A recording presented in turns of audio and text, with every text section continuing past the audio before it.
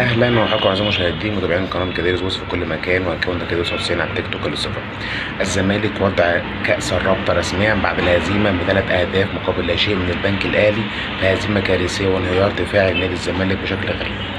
الخبر الثاني معانا، النادي الاهلي بيؤكد على نفاذ جميع تذاكر مباراه النادي الاهلي والسوداني مقرر اقامتها في يوم السبت المقبل ان شاء الله على استاد القاهره الدولي في دور دور الثمانيه او دور المجموعات لدوري ابطال افريقيا. فان شاء الله انتظروا كل جديد الفتره ان شاء الله الفتره الجايه. بالاضافه ايضا نادي الزمالك يعني في اخبار كتير جدا بتؤكد من اقتراب نادي الزمالك من التعاقد مع كيس جونياس المدرب السابق لبيراميدز ووادي دجله، وفي اخبار كتير جدا بتاكد بكده. هل جونياس هو اللي هيمسك ولا جروس هيرجع في الصوره؟ برضه في الصوره زي ما انا حاططكم قبل كده.